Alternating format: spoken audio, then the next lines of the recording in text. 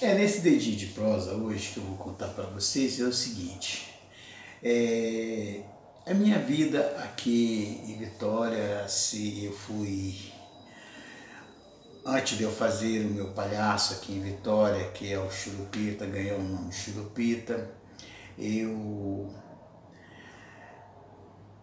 vendia bala no Teatro Carlos Gomes, no colégio, que eu estava na casa de Dona Zimira, que era irmã de Dona Erondina. Logo quando eu vim para aqui, eu comecei a vender bala no colégio, vender picolé para as ruas fora. Só que naquela época as coisas eram muito complicadas para você vender as coisas, porque tinha o RAPA. A prefeitura tinha uma fiscalização que chamava RAPA. E aí a gente vendia nas ruas. E a fiscalização às vezes tomava aquela mercadoria da gente, dava aquela confusão danada. Mas como eu era um menino bobo, que tinha vindo do interior, mas um bobo assim, um bobo inteligente. Igual eu falei com vocês, lá no vídeo anterior, falei com vocês que eu fui para casa da Dona, fui procurar a juizade menor exatamente para poder tomar um outro rumo na minha vida. E aí eu continuei, ela me deu uma carteirinha para me vender bala, porque ela dava uma carteirinha para as pessoas vender bala, picolé, essas coisas na rua, para poder identificar, a fiscalização identificar quem era quem. E eu fui vender bala ali atrás do Palácio Anchieta, tem um colégio, eu vendia bala ali na grade ali, durante o dia. E à tarde, depois de 2 horas, a gente ia para o cinema, e vendia no cinema até... O permitido nosso era ficar até 8 horas. Depois tinha que recolher todo mundo. E a gente foi conversando com Dona Erondina, que ela era uma juiz de menor na época, mas tinha as assistentes dela, que era Dona Isabel e Dona Nilza. E a gente conversava com ela, explicava que o cinema, a última sessão do cinema, era 9 horas. E aí a gente foi convencendo a ela e queria trabalhar até 9 horas. E eu ia todo dia para a casa da Dona Chimira, que era uma casa da irmã da Dona Erondina, que tinha aqui na Leitão da Silva. Ali eu vivi com eles, tinha 3 meninos, um homem, era Carlinho, Nilo e Rufino. Eram meus irmãos pretos, que ali fui criado com eles, fiquei ali dos meus 14 anos até sair dali já casado, sair dali já com família, né? E continuei vendendo bala, fazendo palhaço. Primeira escola que eu trabalhei de palhaço, eu me lembro até hoje, era aqui na Praia do Canto, uma escola que tem aqui na Praia do Canto, na entrada da terceira ponta da ponte do pedágio ali de Vila Velha. Na entrada ali tinha uma escola ali no pé do morro, não sei nem se ainda tem ainda, porque não me lembro. Tem uma escola ali, escola particular, foi ali que eu fiz o primeiro palhaço.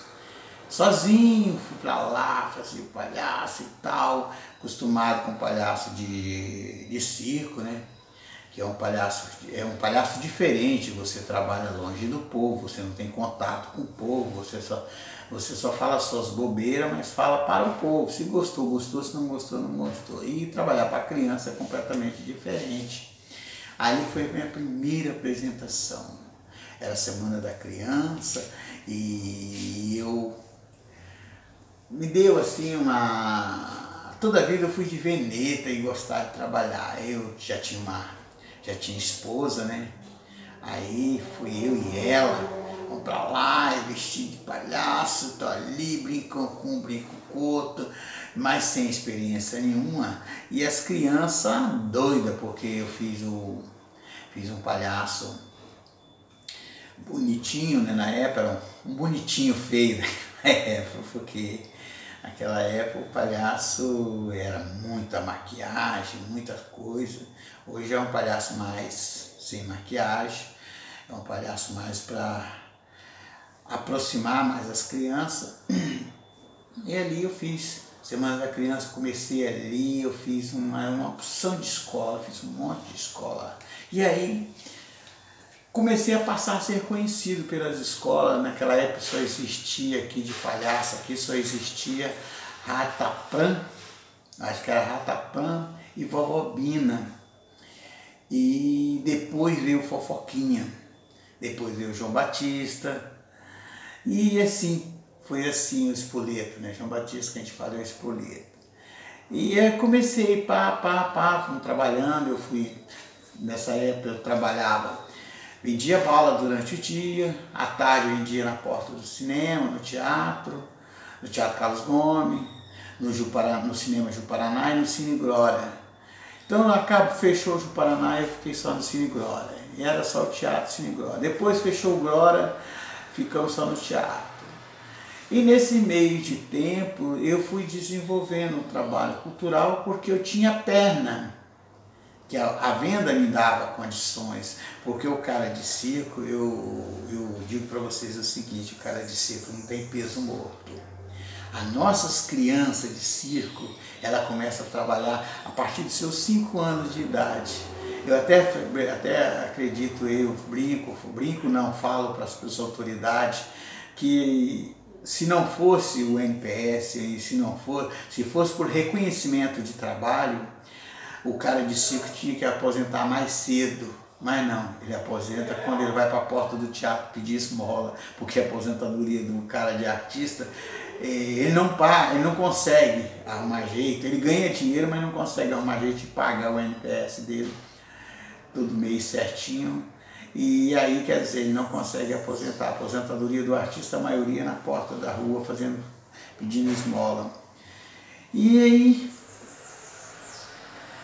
meus filhos, né? O primeiro brinquedo que eu lembro que eu dei pro meu filho, né, o Felipe, o primeiro brinquedo que eu dei para ele foi o Malabares. Malabares, dei o primeiro presente aí de Malabares, foi as argolinhas, as bolinhas para ele brincar. Então ele brincava jogando aquelas bolinhas, virou malabarista. Novinho já era malabarista, nós fomos para a escola de circo, nessa primeiro patrocínio que eu consegui do governo do estado. Eu consegui com que o Maurício, eu lembro que era o Maurício que era o secretário de Cultura, você acha que era o Maurício, sim, que conseguiu para que a gente levasse o Felipe. Eu tinha o Felipe, a Ludmilla e a Lutiene, estava novinho, nós levamos ele deitado no chão do ônibus, assim, do ônibus para a Escola Nacional de Circo. Aí nós ficamos na casa de Pascoal, eu, minha esposa, o Felipe e a Ludmilla e a Lutiene, na casa de Pascoal. Era uma casa que tinha de hospedagem aos artistas que vinham de fora, na Escola Nacional de Circo. Aí fiquei lá na Escola Nacional de Circo, fazendo malabar, fazendo oficina, era as férias, a dona Lamenha, e o que conseguiu que a gente fosse, o professor, eu não sei se era Crove, eu sei que é o professor que deu aula, deu oficina nas férias pra gente, pegamos as férias lá, estou ensinando o Felipe a jogar malabar, minha esposa a jogar malabar. Eu nunca consegui aprender uma profissão de malabar, de artista, se eles dizem que palhaço não é artista. Isso na linguagem do circo, né? Palhaço é fechamento de número, né? Mas só que o palhaço de circo pequeno, ele tem que ter um repertório muito bom e tem que ser bom. E foi por isso que eu acabei ficando com o palhaço, como diz outro, o artista que não sabe fazer nada, mas... E aí fiquei fazendo de palhaço, meu filho virou malabarista, a minha filha virou malabarista, as duas meninas virou malabarista, contorcionista, e faz de tudo, né? Atriz, faz de tudo. Meu filho também é a mesma coisa, locutor, apresentador, montador de circo, mestre de cena por palhaço, faz de tudo. E esse entendimento que todas as crianças, hoje a lei não permite que as crianças trabalhem, mas o circo não tem peso morto, não. O circo, as crianças de circo trabalham. As crianças de circo trabalham porque elas trabalham brincando. As pessoas olham para elas assim, elas estão brincando Para o público elas estão para elas estão brincando, mas para o público elas estão representando um número muito aplaudido. Porque o maior cachê que você possa pagar a um artista é os aplausos. E as crianças ficam todas empolgadas. Eu lembro, eu tenho o meu neto agora no meu circo, né? Tenho o meu neto, o Davi. O Davi com 3 anos de idade entrava no Força Capilar, no balé aéreo da minha filha, da Luciene. Ele entrava, e aí quando eu dava o horário dela apresentar, às vezes ele estava dormindo, ele acordava, tá na hora de voar, tá na hora de voar. Porque ele tinha que vestir a roupinha dele correndo para poder levar ele para o fundo da cortina para poder voar com a mãe dele. Então isso é muito gratificante. As crianças de circo, ela trabalha cedo, ela começa a trabalhar cedo. Só que o valor que a população dá é com os aplausos. As autoridades nem tá aí.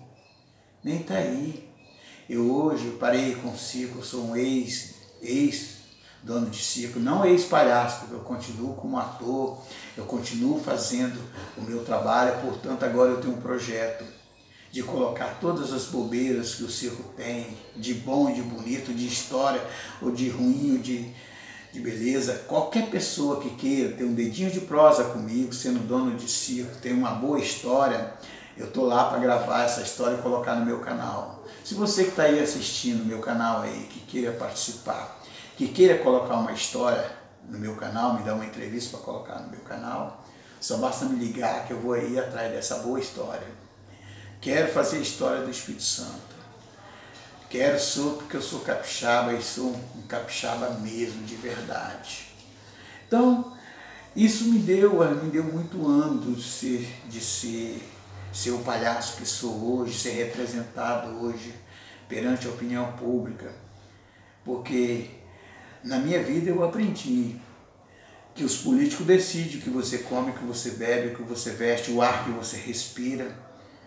Tudo isso, tem gente que diz assim, eu não voto, eu detesto política.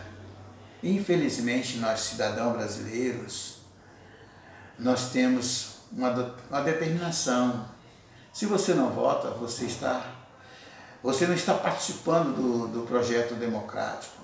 Então por isso que eu acredito no meu Estado, eu acredito nas autoridades. Tem autoridade que não representa bem o povo, mas ela não consegue voltar. Então aquele que representa o povo bem, ele continua voltando, ele continua fazendo um trabalho brilhante deles, porque agora nessa pandemia que está aí, ó, eu estou gravando esse vídeo agora, esse vídeo está sendo gravado agora nesse feriado. Nessa pandemia agora,